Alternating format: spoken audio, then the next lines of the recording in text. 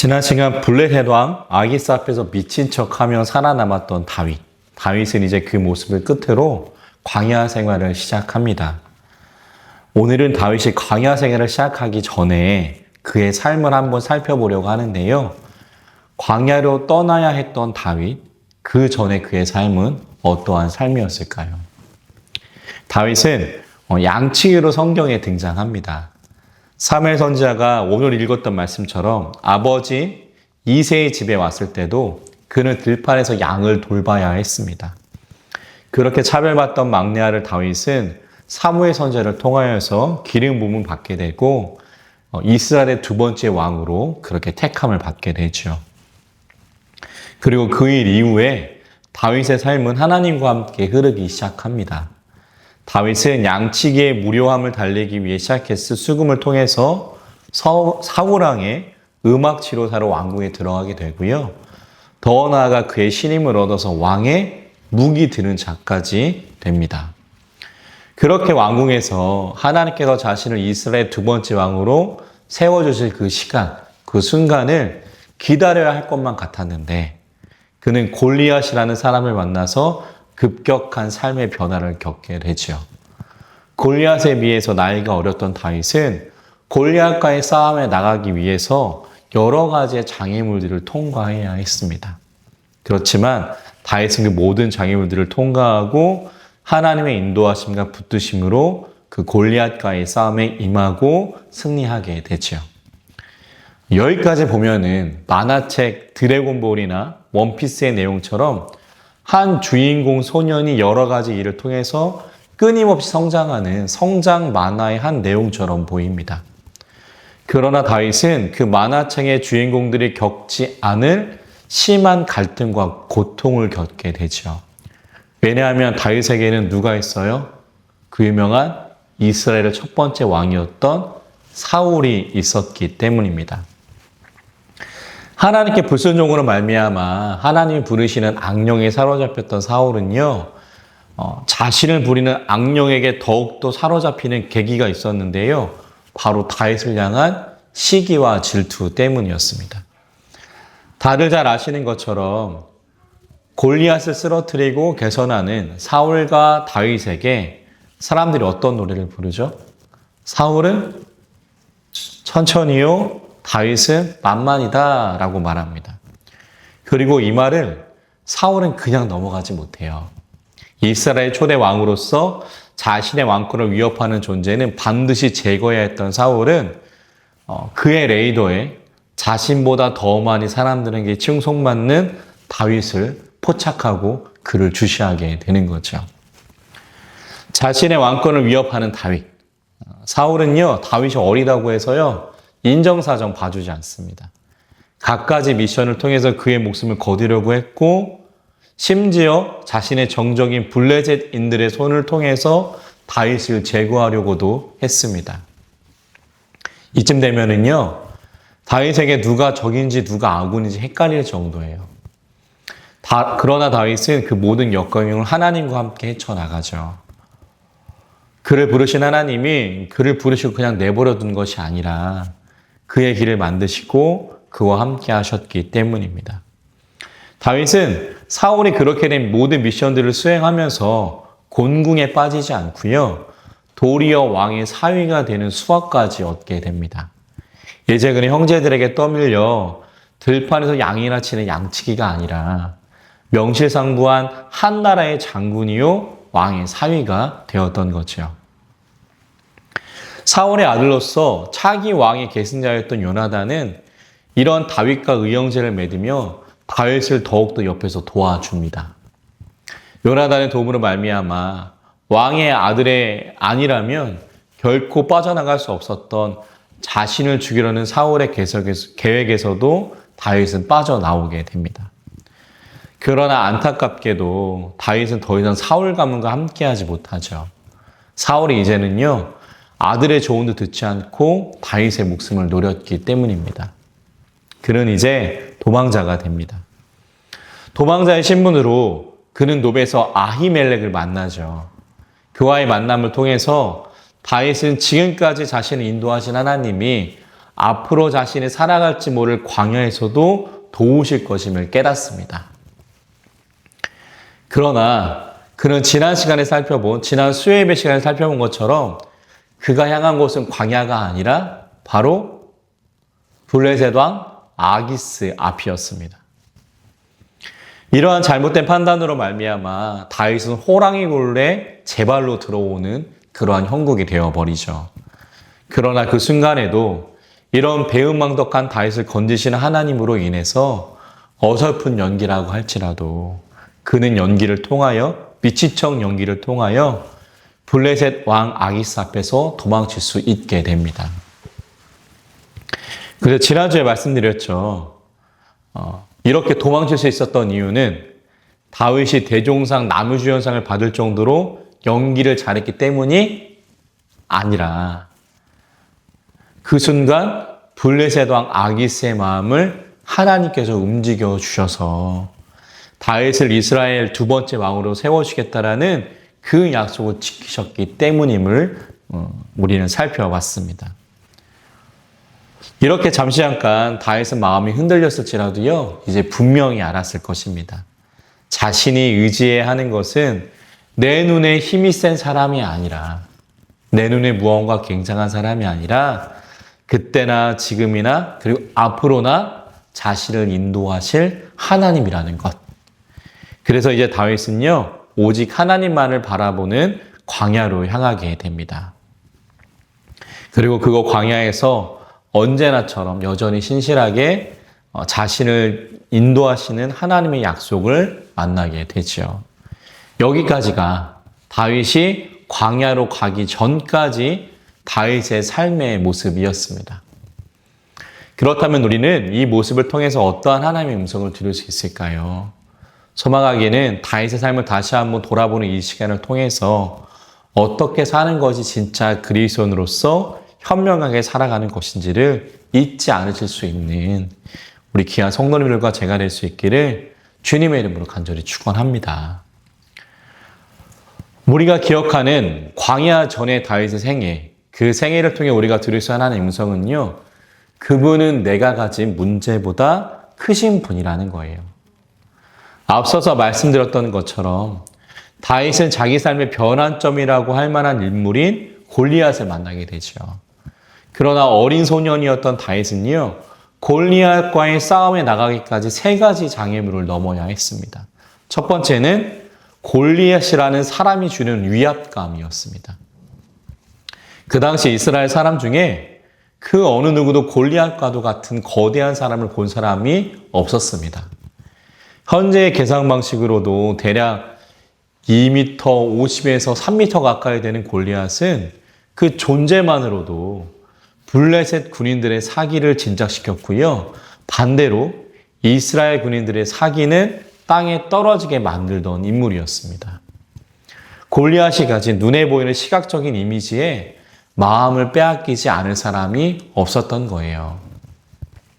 그러나 다윗은 자신의 눈에 들어온 그 커다란 골리앗의 몸이 주는 위압감과 두려움을 넘어섭니다. 그 이유는 무엇이라고요?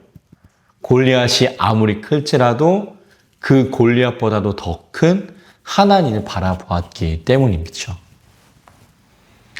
그렇게 넘어선 첫 번째 장애물에 이어서 두 번째 장애물은 자신의 친형 엘리압의 말이었습니다. 형 엘리압은 다윗에게 다음과 같이 말해요. 우리 말씀 찾아볼까요? 17장 28절. 사무엘상 17장 28절 말씀. 우리 한 목소리로 읽습니다. 큰형 엘리압이 다윗의 사람들에게 하는 말을 들은지라 그가 다윗에게 노를 바라여 이르되 어찌하여 이리로 내려왔느냐? 들에 있는 양들은 누구에게 맡겼느냐? 나는 내 교만과 내 마음의 완악함을 아노니 내가 전쟁을 구경하러 왔도다. 아멘. 다윗의 성 엘리압은요, 다윗에게 뭐라고 말하는 거예요? 내 분수나 잘 알아라. 그렇게 이야기합니다. 여기는 내가 설치고 다닐 것이 아니다. 자신의 감정을 담아 말하죠. 형의 말에 의기소침해 줄 수 있었던 다윗이었습니다. 그런데 그는 형의 말을 귀담아 듣지 않아요. 그래서 때때로 우리에게도 이런 다윗의 모습이 필요하죠. 나를 향한 진실한 충고가 아니라면 그 말을 그렇게 깊게 들을 필요는 없는 거예요.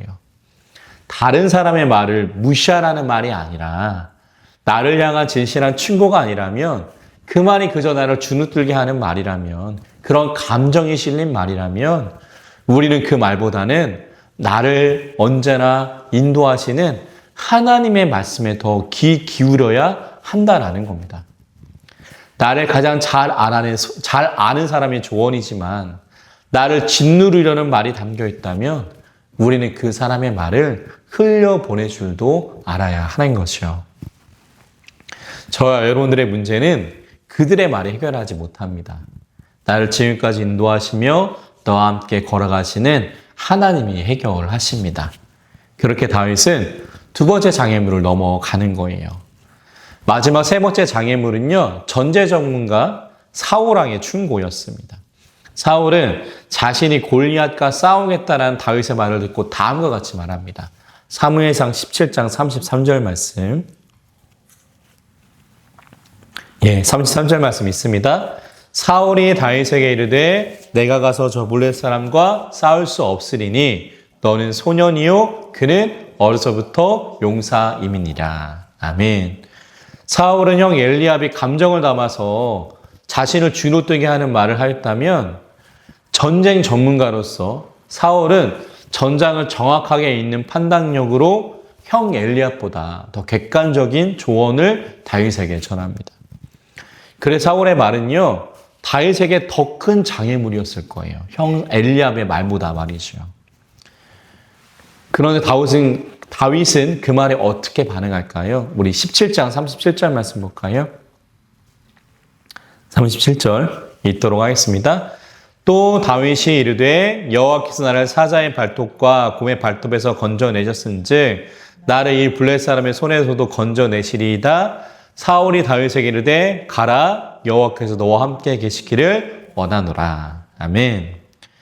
다윗은 지금 사울왕 당신이 보는 것처럼 다윗의 이름으로 어린 나의 모습으로 나의 힘으로 골리앗과의 싸움에 나가는 것이 아니다. 그렇게 말합니다.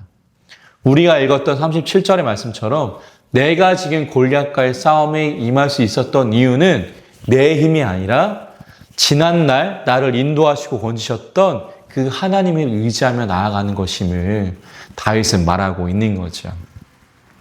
그래서 그 말에 사울은 다윗과 골리앗의 싸움을 허락합니다. 사랑하는 성도 여러분, 우리도 다윗의 모습처럼 골리앗과도 같은 형 엘리압과도 같은 사울과도 같은 나를 가로막는 삶의 장애물들을 살아가면서 만나게 됩니다. 문제없는 삶이라면 얼마나 좋을까요? 하지만 여러분들이 잘 아시는 것처럼 그리스도인들에게도 삶의 문제는 어김없이 찾아옵니다. 그러므로 우리는 다음의 사실을 알 수 있습니다. 하나님은 그리스도인들에게 삶의 문제를 주지 않는 분이 아니라 그리스도인들에게도 삶의 문제를 주시지만 그 문제를 함께 해결해 주시는 분이라는 거예요. 다윗은 세 가지의 장애물을 넘어가면서 내가 가진 문제보다 크신 하나님을 바라봅니다. 옛날이나 지금이나 내 문제를 해결하신 하나님을 바라보는 거예요. 그리고 그 믿음의 고백이 그를 승리로 이끕니다. 사랑하는 성도 여러분, 소망하기는 삶에 문제가 없는 사람은 없습니다. 그리스도인의 삶에도 문제가 있습니다. 그러나 그 문제에 함몰되는 것이 아니라 언제나 그 문제보다 더 크셨던 하나님. 그러므로 그 문제를 해결하시던 하나님을 기억하시며 삶의 문제들, 장애물들을 넘어가실 수 있는 저와 성도님들 되실 수 있기를 주님의 이름으로 간절히 축원합니다. 광야로 떠나가기 전 다윗의 삶을 통하여 우리가 알 수 있었던 하나님의 말씀은 다윗과 연관된 인물인 사울을 통하여 들을 수 있습니다. 그것은 그리스도인의 자존감에 관한 말씀이에요. 저희 집 아이들이 어렸을 때 저와 집사람이 많이 읽어준 그 동화책 중에 하나가 펀치넬로 이야기였습니다. 아시는 분들은 아시겠지만 펀치넬로 이야기의 그 핵심은 사람들의 평가에 얽매이고 사람들의 평가에 흘러가는 삶을 사는 것이 아니라 하나님은 우리 한 명 한 명을 특별하고 귀한 존재로 만드셨음을 기억하는 삶을 살아야 한다. 이것이 그 책의 주된 내용이었죠. 우리는 그런 그리스도인의 자존감을 가지고 살아가야 함을 그 책이 이야기합니다. 만약 그 책이 제 손에 있었다면, 그 책을 사울에게 줄 수 있었다면 얼마나 좋았을까라는 생각이 들 정도로 다윗의 생애에 나오는 사울은 하나님을 믿었지만 하나님을 믿는 사람으로서의 자존감이 결여된 사람이었죠. 그는 골리앗과의 싸움에서 돌아왔을 때 사람들이 하는 노랫소리를 잊지 못합니다. 사울은 천천히요, 다윗은 만만이다 라는 그 노랫소리. 그러나 생각해보면 그건 단지 노래예요. 어딜 보아도 무엇을 보아도 사울은 그 당시 다윗보다 훨씬 더 강한 힘을 가지고 있는 한 나라의 왕이었습니다. 그런데 그는 그 노래소리를 잊지 못하고 하나님을 믿는 사람의 자존감을 갖지 못하고 자신이 가진 모든 힘을 동원해서 어린 다윗, 자신의 아들뻘과 같은 다윗을 죽이기 위해 온 힘을 다합니다. 그리고 그 과정에서 아버지로서 하지 말아야 할 일도 포함되지요. 무엇입니까? 다윗을 제거하기 위해서 자신의 딸을 이용하는 일이었어요. 그런데 사울의 이 모든 계획은, 하나님 없이 세운 이 모든 계획은 물거품으로 돌아가게 되죠. 사랑하는 성도 여러분, 그러므로 사울처럼 누군가를 너무 미워하지 마십시오. 그 미움이, 다른 사람을 미워하는 그 미움이 니체의 말처럼 반대로 나를 언제 어떻게 사로잡을지, 나를 어떻게 잠식해 갈지 우리는 알 수 없기 때문입니다.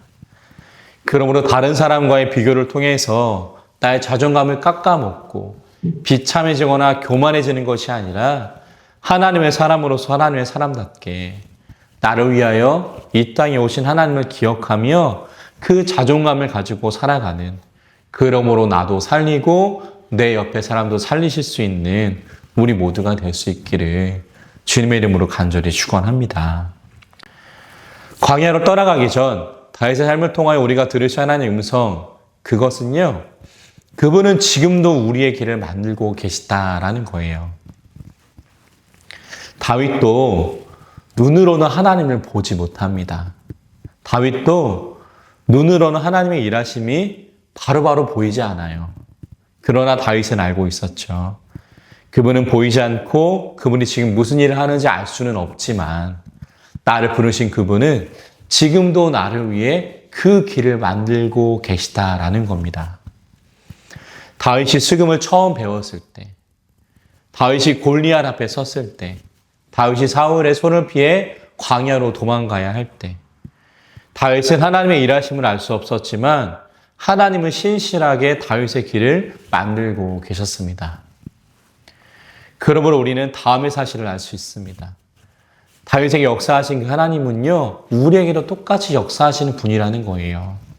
그분은 보이지 않아도, 그분의 일하심을 우리는 지금 알 수 없어도 그분은 우리의 삶을 지금도 만들고 계십니다. 그분은 우리를 그리스도인으로 부르시고 나 몰라라 하시는 분이 아니라 어제도 오늘도 우리의 길을 만들고 계십니다. 그분을 볼 수 있는 눈이, 그분을 느낄 수 있는 마음이, 다윗에게 있던 그 눈과 마음이 우리에게 있기를 소망합니다. 그분의 존재를 인정하고 그분의 살아계심을 믿으며 그분을 신뢰함으로 오늘도 내일도 하나님과 함께 걸어가실 수 있는 우리 모두가 될 수 있기를 주님의 이름으로 간절히 축원합니다. 말씀을 정리해 보겠습니다. 오늘은 광야의 삶을 시작하기 전에 다윗의 삶을 돌아봤습니다. 그는 골리앗과의 싸움에 나가기 전에 문제보다 크신 하나님을 바라보며 그 싸움에 나갑니다. 그리고 승리합니다. 문제없는 사람은 없습니다. 그런 하나님은 언제나 문제보다 크셨어요. 이 사실을 기억하는 우리가 되기를 소망합니다. 두 번째, 하나님의 사람으로서 자존감을 가져야 합니다. 나를 위해 이 땅에 오신 성자 하나님이신 예수님. 그분의 오심을 헛되이 하면 안 됩니다. 다른 사람과 나를 비교함으로써 예수님이 이 땅에 오심의 가치를 훼손해서는 안 되는 거예요. 나는 예수님이 나를 위해 이 땅에 오신 것처럼 하나님의 존귀한 자녀입니다. 마지막 세 번째는 하나님은 하나님을 믿는 사람들의 길을 오늘도 만들고 계시다라는 거죠. 지금 당장 눈에 보이지 않아도 우리는 훗날 알게 될 것입니다. 하나님이 어떻게 우리의 삶을 만들어 오셨는지. 소망하기는 내 눈에 지금 당장 보이지 않을지라도 오늘도 하나님을 믿는 자의 길을 만드시는 그 하나님을 기억하시는, 그러므로 하나님과 함께 오늘도 내일도 함께 걸어가실 수 있는 우리 모두가 될 수 있기를 주님의 이름으로 간절히 축원합니다. 기도하겠습니다.